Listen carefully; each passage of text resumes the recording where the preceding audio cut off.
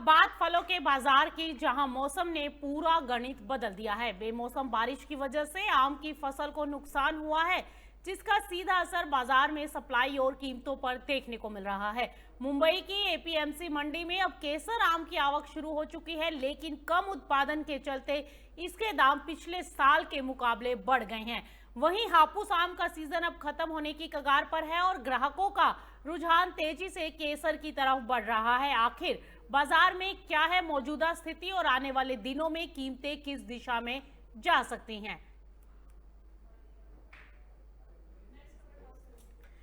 किसानों के लिए सबसे बड़ी राहत माने जाने वाली लोन माफी योजना अब सवालों के घेरे में है।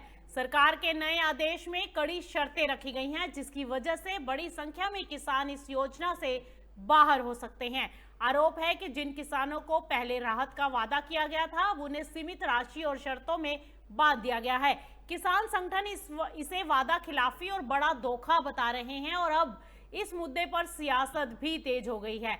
आखिर लोन माफी की हकीकत क्या है, किसे मिलेगा फायदा और कौन रह जाएगा बाहर? कर्जमाफीसाठी जो शासनादेश सरकारने काढलाय त्याच्यामध्ये अत्यंत जाचक अटी शर्ती लागू करण्यात आलेल्या आहे। त्यामुळे ही कर्जमाफी आजपर्यंत झालेल्या सर्व कर्जमाफ्यांमध्ये सर्वात कडक अटी शर्ती असलेली आणि सर्वात कमी शेतकऱ्यांना लाभ देणारी ठरणार आहे। या कर्जमाफीनुसार 2019 मध्ये ज्या शेतकऱ्यांनी कर्जमाफीचा लाभ घेतला ते शेतकरी या कर्जमाफीच्या बाबत जरी थकीत कर्जदार ठरणार असले तरी त्यांना केवळ 50,000 रुपये इतकाच कर्जमाफीचा लाभ या शासन आदेशानुसार देण्यात येणार आहे। शिवाय जे सहकारी क्षेत्रात काम करणारे कर्मचारी आहेत, मग ते अगदी साखर कामगार असतील, दूध संघात काम करणारे कर्मचारी असतील किंवा हंगामी कर्मचारी असतील, त्यांना सुद्धा या कर्जमाफीतून वगळण्यात आलेले आहे।